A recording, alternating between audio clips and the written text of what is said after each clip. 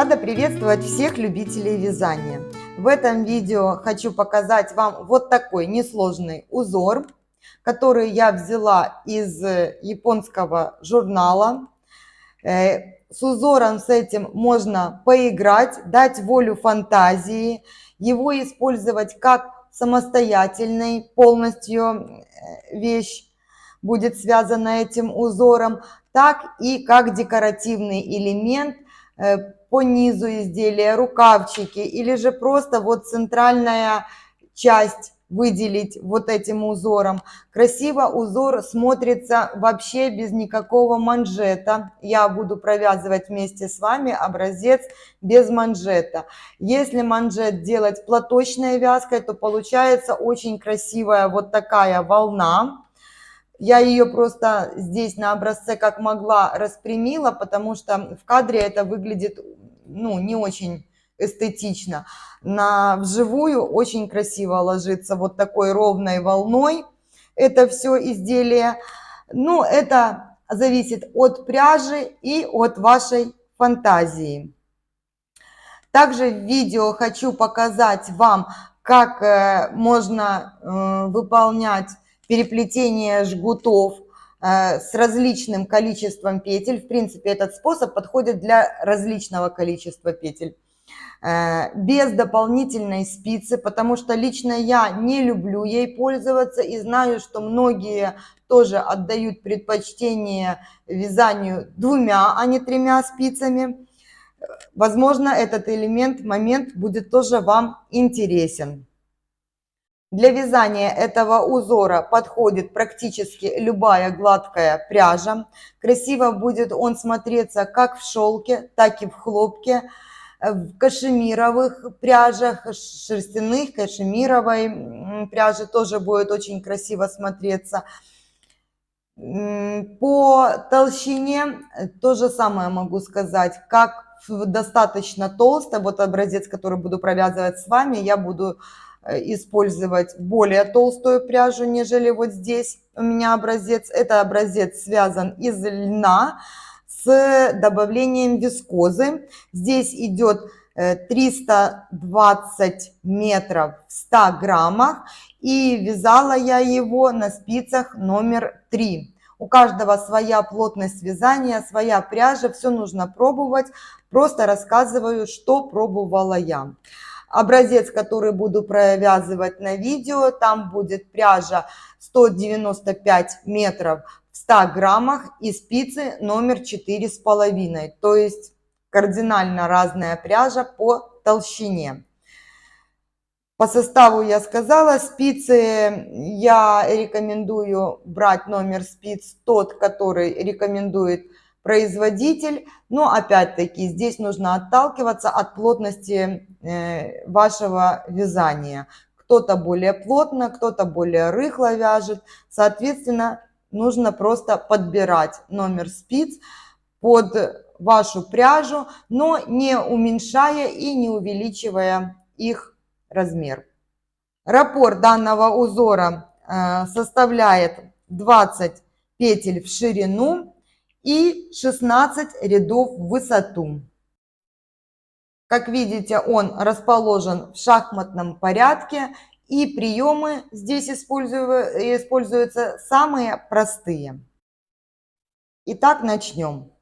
Для показа образца я набрала 24 петли, 20 петель узора, 2 петли симметрии и 2 кромочные. На самом деле здесь нужно 12 петель симметрии, так как узор располагается в шахматном порядке, и чтобы правая и левая сторона у вас были симметричны, нужно 12 петель использовать. Я же взяла только 2 петли симметрии для того, чтобы образец, провязываемый на видео, был не такой широкий. Итак, я набрала петли обычным способом. И теперь буду провязывать установочный ряд. Установочный ряд буду вязать по рисунку. Я обычно всегда прибегаю к этому приему, когда используются в вязании лицевые и изнаночные петли. Итак, установочный ряд. Первая кромочная, я ее просто переснимаю. Далее идет 2 лицевые. Раз, два. 8 изнаночных. Раз, два, три, 4, 5, 6, 7, 8. И повторяется 2 лицевые, 8 изнаночных, 2 лицевые, 8 изнаночных, и ряд будет заканчиваться 2 лицевыми и кромочной петлей. Первый ряд. Кромочная, я ее просто переснимаю. 2 изнаночные. Раз, два. Далее идут ажурные дорожки, лицевая, 2 вместе с наклоном влево, накид, 2 вместе с наклоном влево, накид, и еще раз 2 вместе с наклоном влево и накид. Заканчиваю лицевой петлей. Далее 2 изнаночные. Второй квадратик провязывается просто лицевой гладью. Потом узор смещается и вяжется наоборот. Заканчивается ряд 2 изнаночными петлями симметрии и кромочная. Все четные ряды вяжутся по рисунку. Накиды провязываю изнаночными петлями. Третий ряд.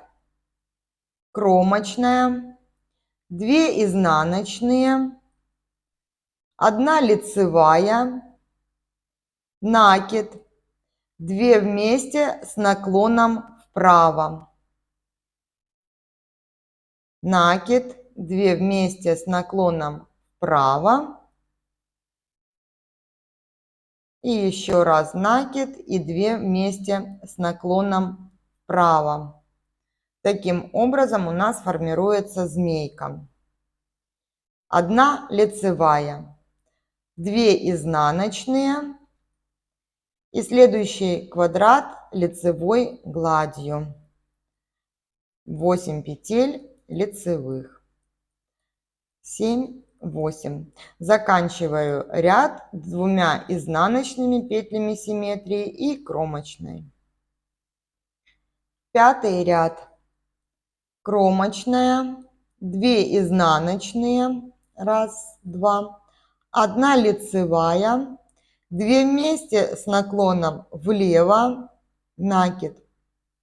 Вот когда формируется вот эта ажурная дорожка, просто смотрите, кто как вяжет, и просто обращайте внимание, чтобы петли не получались скрещенными. В моем случае я не меняю дужки, когда провязываю 2 вместе с наклоном влево, а когда провязываю 2 вместе с наклоном вправо, как в предыдущем лицевом ряду, я меняю дольки местами.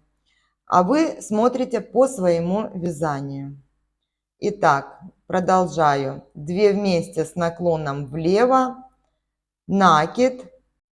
И еще раз 2 вместе с наклоном влево и накид. Лицевая. 2 изнаночные и второй квадрат лицевой гладью. 8 лицевых петель. 6, 7, 8. Ряд заканчивается 2 изнаночными и кромочной. Я ее провязываю как лицевую скрещенную.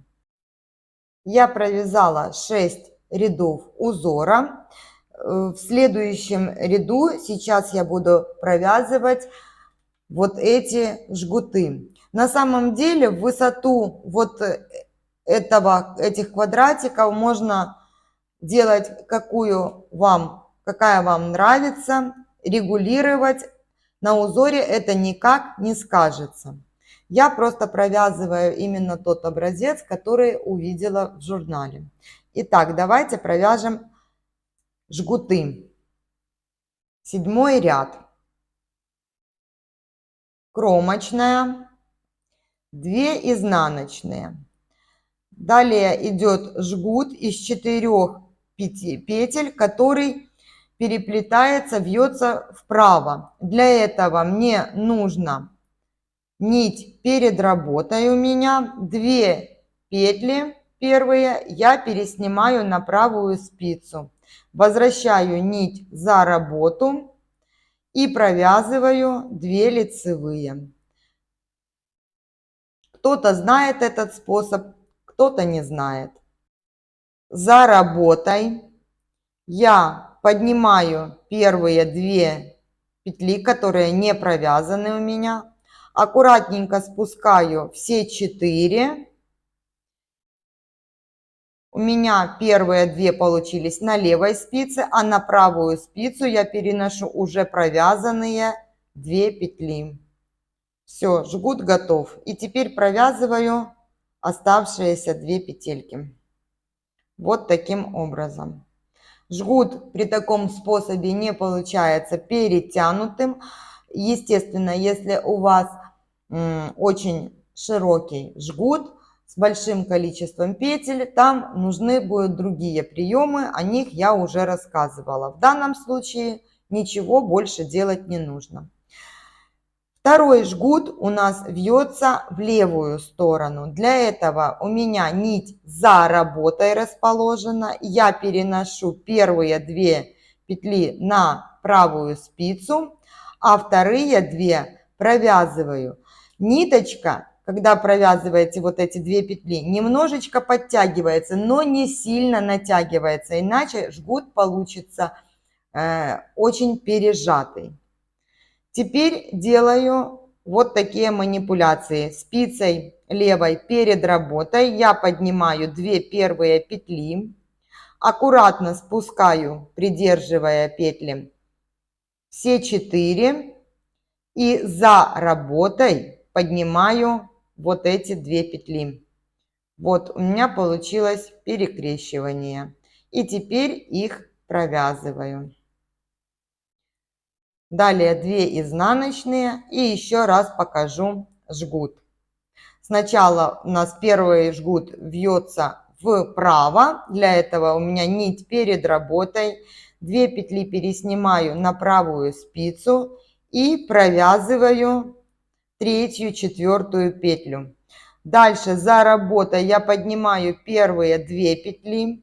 Все это придерживаю. И правой спицей, на правую спицу поднимаю уже провязанные петли. Вот нить у меня пошла за работу, и потом остается только провязать эти 2 петельки. Жгут, который вьется влево, нить за работой, поднимаю, переношу 2 первые петли, провязываю 3-ю и 4-ю. Спицей перед работой поднимаю первые 2 петли. Аккуратно спускаю все 4 и провязанные петли переношу на правую спицу. Вот что получается. Все, жгут я перекрутила. И провязываю 2 первые петли. Ряд заканчиваю изнаночными петлями симметрии и кромочной петлей. Вот так выглядит этот жгут. Вот на лицевой глади, но на ажуре плохо его видно, конечно. По изнаночной стороне все эти жгуты провязываются по рисунку, в данном случае изнаночными петлями. Вот такой простой ажурный узор из японского журнала. Многие считают, что японское вязание сложное, но с моей точки зрения это не так, потому что с данным узором, с данным ажуром справится даже начинающий мастер. Спасибо, что провели это время со мной. Всем легких петелек и до встречи на канале!